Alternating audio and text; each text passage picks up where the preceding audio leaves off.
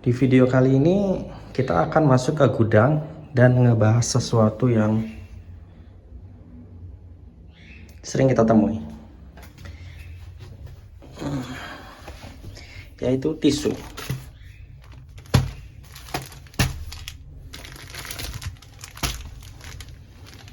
Ya, ada lumayan banyak. Kita bawa 3 sampel ke tempat syuting.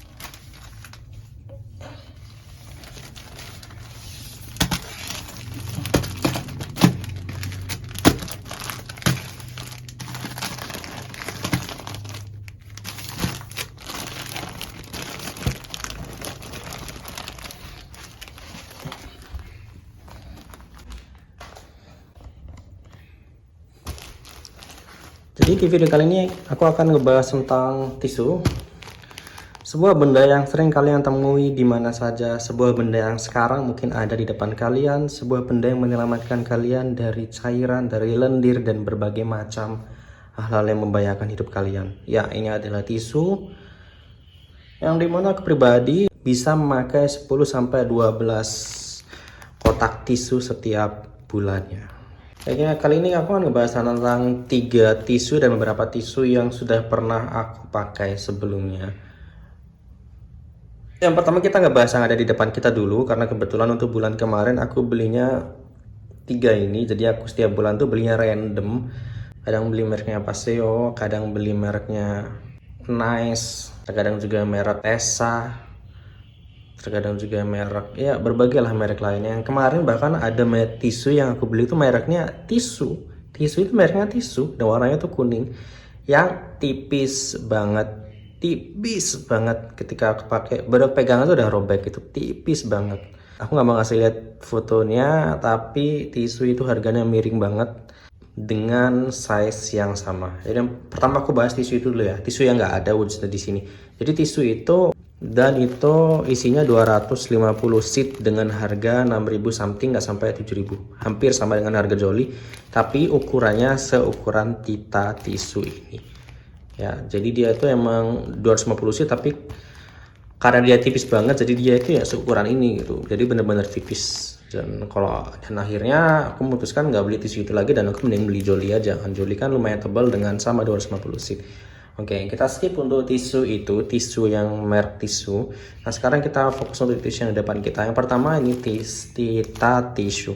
Nah, tisu ini sebenarnya lumayan tebalnya. Dan by the way, sedikit informasi bahwa tisu ini aku belinya adalah dari TikTok, yang kalian pasti sudah tahu dan sering lihat, karena di TikTok itu tisu ini begitu booming dan banyak banget dijual oleh para pedagang dan afiliator. Harganya sekitar 5 ribuan normalnya, cuman kalau dapat promo-promo kita bisa dapat ya harga 40 ribuan per 10 piece. Jadi per bijinya itu sekitar 4 ribuan something. Nah, kemarin aku belinya 46.000 per 10 piece, berarti harganya 4.600 per piece nya.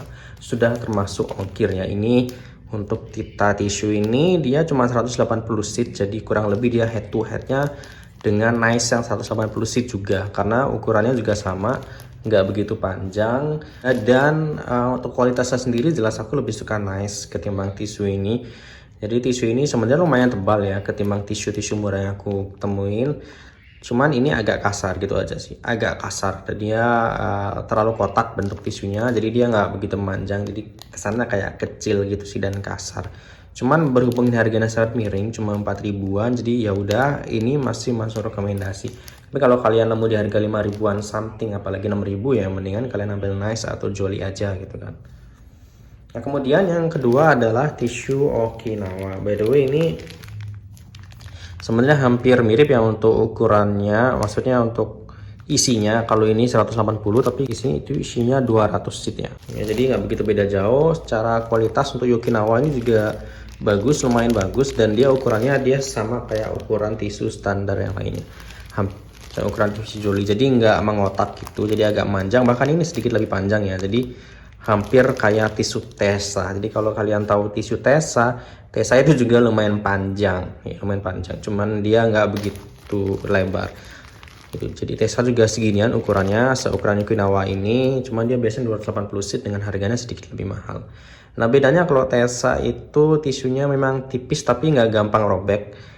lumayan bagus dan lembut. Nah, Yukinawa ini standar lah, lumayan juga dengan harga 6.000 apa 5.000 ya. Aku lupa, nanti coba aku screenshot ya, lupa. Dan ini kemarin aku beli toko yang sama. Dan bahas tisu terakhir yang kita bahas hari ini adalah Jolai ya. Namanya mirip dengan kegiatan yang paling suka kalian lakuin di rumah, pastikan kalau lagi nggak ada orang, kalian suka ngejolai. Tisu ini sendiri menurutku paling worth it ya di harganya ya. Di harganya nggak sampai 7.000. Normalnya kalian beli kalau di online itu, kalau kalian beli banyak sekaligus bisa 6.700 atau 6.900 kalian belinya di harga online ya. Macam-macam lah pokoknya, tergantung toko yang kalian beli. Dan untuk kualitasnya ini bagus banget ya untuk harga yang di bawah 7.000. Jadi dia sama satu jenis dengan tisu Sio. Kalau kalian pernah lihat juga ada tisu lainnya mereknya Sio dan Jolly itu satu level, aku bilang bagus, lumayan bagus. Dan di bawahnya tuh ada Pascoy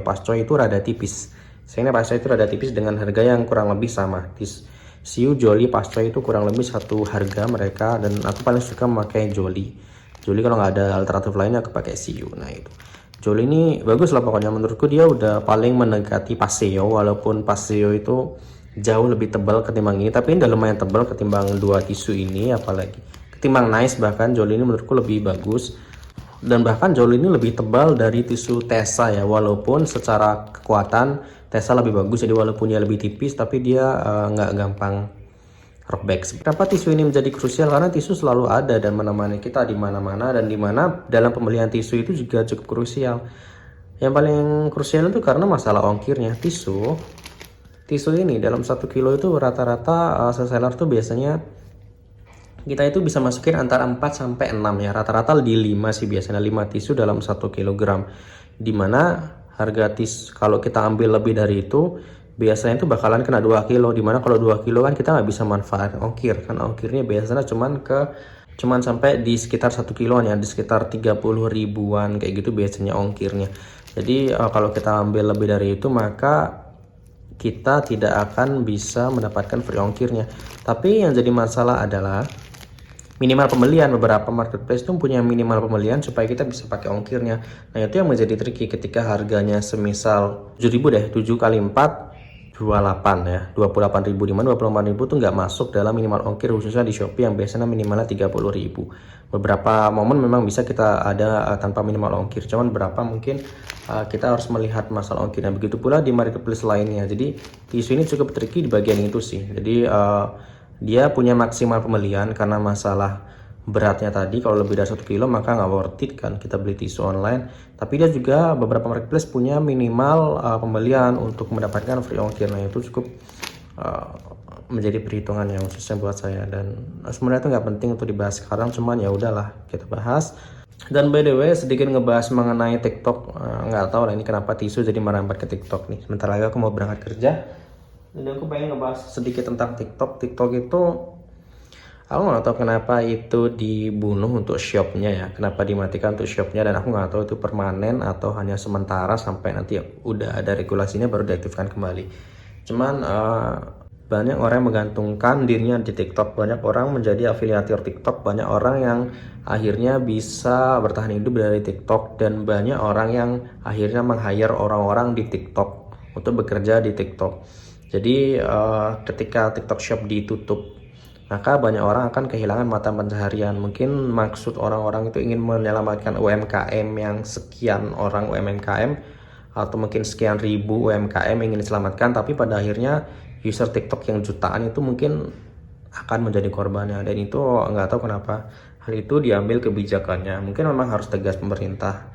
Hanya saja sebentar lagi sudah mau ada pemilu. Apakah ini menjadi sebuah agenda? Apakah ini menjadi sebuah konspirasi? Kenapa TikTok ditutup? Apakah ada orang-orang tertentu yang diuntungkan ketika TikTok Shop itu ditutup? Apakah ada perusahaan-perusahaan itu diuntungkan ketika TikTok Shop itu ditutup? Apa yang terjadi sebenarnya, kan kita akan pernah tahu. Mengenai Project S, ya Project S itu memang bisa membahayakan untuk UMKM lokal, tapi kan itu belum terjadi, dan sebenarnya itu bisa dicegah kalau kita punya regulasi yang cukup baik sebenarnya. Dan by the way aku sendiri nggak jualan di TikTok, jadi aku nggak ikut terkena dampak, dan aku juga nggak ada masalah mau ditutup mau nggak. Cuman aku melihatnya Ya seperti itulah, sekarang lagi banyak obrolan, entah itu TikTok Shop yang ditutup, entah itu masalah Jessica yang tiba-tiba naik lagi, Jessica Mirna yang tiba-tiba naik lagi, mengenai cyanidanya dikarenakan Netflix ataukah berbagai agenda-agenda lain, entah jadi banyak yang naik mungkin akibat dari pemilu yang sebentar lagi akan terjadi, sehingga mungkin ada beberapa pihak diuntungkan, aku juga ngerti ya. Yang pasti hari ini kita ngebahas tisu, udah itu aja. Oke, thank you yang nonton.